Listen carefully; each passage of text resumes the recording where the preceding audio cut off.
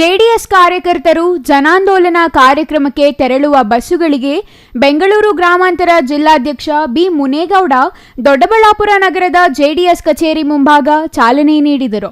ನಂತರ ಮಾತನಾಡಿದ ಅವರು, ವಾಲ್ಮೀಕಿ ಹಗರಣ, ಮೂಡಾ ಅಕ್ರಮ ಬಯಲಿಗೆ ಬಂದ ಹೊಸತರಲ್ಲಿ ಸಿಎಂ ಸಿದ್ದರಾಮಯ್ಯ ನಡೆನುಡಿ ಎರಡೂ ಅನುಮಾನಾಸ್ಪದವೇ ಸರಿ. ವಾಲ್ಮೀಕಿ ತನಿಖೆಗೂ ಮುನ್ನವೇ ಅಂದಿನ ಪರಿಶಿಷ್ಟ ಪಂಗಡಗಳ ಕಲ್ಯಾಣ ಸಚಿವ ಬಿ ನಾಗೇಂದ್ರಗೆ ಕ್ಲೀನ್ ಚಿಟ್ ಕೊಟ್ಟು ನಂತರ ಸಚಿವ ಸ್ಥಾನಕ್ಕೆ ರಾಜೀನಾಮೆ ಪಡೆದರು ಎಂದರು. ಆಡಳಿತದ ಚುಕ್ಕಾಣಿ ಹಿಡಿಯುತ್ತಲೇ ಬಿಜೆಪಿ ಆಡಳಿತಾವಧಿಯ ಟೆಂಡರ್ಗಳು, ಆದೇಶಗಳ ರದ್ದು ಇಲ್ಲವೇ ತಡೆ ಹಿಡಿಯಲಾಯಿತು.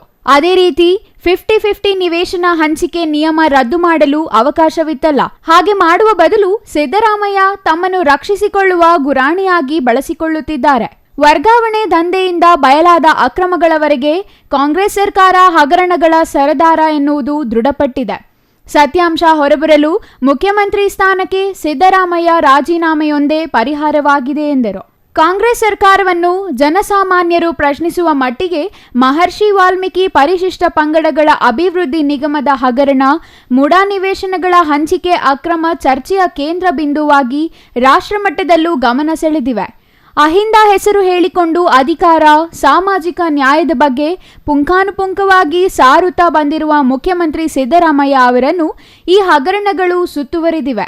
ಭ್ರಷ್ಟಾಚಾರ ಮುಕ್ತ ಆಡಳಿತ ಕೊಡುತ್ತೇವೆ ಎಂದು ಭರವಸೆ ಇಟ್ಟವರು ಅಧಿಕಾರದ ಗದ್ದುಗೆ ಏರಿದ 15 ತಿಂಗಳಲ್ಲಿ ಭ್ರಷ್ಟಾಚಾರದ ಸರಣಿಯನ್ನೇ ಮಾಡಿದ್ದಾರೆ ಎಂದು ಜನರು ನೇರವಾಗಿ ಕೇಳುತ್ತಿದ್ದಾರೆ ಎಂದರು. ಇವತ್ತು ನಮ್ಮ ದೊಡ್ಡಬಳ್ಳಾಪುರದಿಂದ, ಬೆಂಗಳೂರು ಗ್ರಾಮಾಂತರ ಜಿಲ್ಲೆ ದೊಡ್ಡಬಳ್ಳಾಪುರದಿಂದ ಇವತ್ತು 2ನೇ ಸಾರಿ ನಾವು ಇವತ್ತು ಚಲೋಗೆ ಹೊರಟಿದ್ದೀವಿ. ಇವತ್ತು ಕಾಂಗ್ರೆಸ್ಸಿನೇನು ಭ್ರಷ್ಟ ಸರ್ಕಾರ ಇವತ್ತು ಬಂದಿದೆ, ಜನರಿಗೆಲ್ಲ ಆಸೆ ಇಟ್ಟು ನಾವು ಮುಂದೆ ಗ್ಯಾರಂಟಿಗಳನ್ನು ಎಲ್ರಿಗೂ ಕೊಡುವಂಥ ವ್ಯವಸ್ಥೆ ಮಾಡ್ತೀವಿ ಅಂತ ಮಾಡೋದ್ರಲ್ಲಿ ಆದರೂ ವಿಫಲ ಆದರು. ಅದು ಅಲ್ಲದೆ ಇವತ್ತು ಮುಖ್ಯಮಂತ್ರಿ ಆಗಿರುವಂಥವ್ರು ಸಿದ್ದರಾಮಯ್ಯವರು ಸತ್ಯ ಹೇಳಿದ್ದಾರೆ. ಇವತ್ತು ನಮ್ಮ ಸರ್ಕಾರದಲ್ಲಿ ಭ್ರಷ್ಟ ಇದೆ, ಆ ಭ್ರಷ್ಟದ ಜೊತೆಯಲ್ಲಿ ಇವತ್ತು ನಾವು ಕಂಡುಹಿಡಿದಿದ್ದೀವಿ, ನಾವು ಅದನ್ನು ಮುಂದೆ ಅವ್ರು ಶಿಕ್ಷೆ ಕೊಡ್ತೀವಿ ಆ ನಾಗೇಂದ್ರ ಅವರಿಗೆ ಅಂತ ಹೇಳ್ಬಿಟ್ಟು ಅವರೇ ಬಾಯಲ್ಲೇ ಹೇಳಿದ್ದಾರೆ. ಅದೇ ರೀತಿ ನೋಡಿ, ಸತ್ಯ ಯಾವತ್ತೂ ಹೊರಗಡೆ ಬರುತ್ತೆ, ಸುಳ್ಳು ಯಾವತ್ತೂ ಹೊರಗಡೆ ಬರಲ್ಲ ಅನ್ನೋದಕ್ಕೆ ನಿದರ್ಶನ ನಮ್ಮ ಕಂದಾಯ ಮಂತ್ರಿಗಳಾದಂಥ ಕೃಷ್ಣ ಬೈರೇಗೌಡರು ಮೊನ್ನೆ ಮಾತಾಡೋಗಿ ಹೇಳಿದರು. ಇವತ್ತಿನ ದಿವಸ ನಮ್ಮ ಲೋಕಸಭೆಯಲ್ಲಿ ನಮ್ಮ ಕರ್ನಾಟಕ ಬೇಕಂತ ಸವಲತ್ತುಗಳನ್ನು ತರೋದ್ರಲ್ಲಿ ಕುಮಾರಸ್ವಾಮಿಯವ್ರು ಬಿಟ್ಟರೆ ಬೇರೆಯವರು ಇಲ್ಲ ಅಂತ ಅವರೇ ಒಪ್ಕೊಂಡವ್ರೆ ಸತ್ಯನ. ಅಲ್ಲಿಗೆ ಅರ್ಥ ಮಾಡ್ಕೊಬೇಕು. ಇವತ್ತು ಕಾಂಗ್ರೆಸ್ ಅವರು, ಇವತ್ತು ಕುಮಾರಣ್ಣವರ ಶಕ್ತಿ ಇವತ್ತು ರಾಜ್ಯದಲ್ಲಿ, ಇವತ್ತು ರಾಷ್ಟ್ರದಲ್ಲಿ ಇವತ್ತು ಹೊರಟಿದೆ. Mahesh, CTV news, Doddaballapura.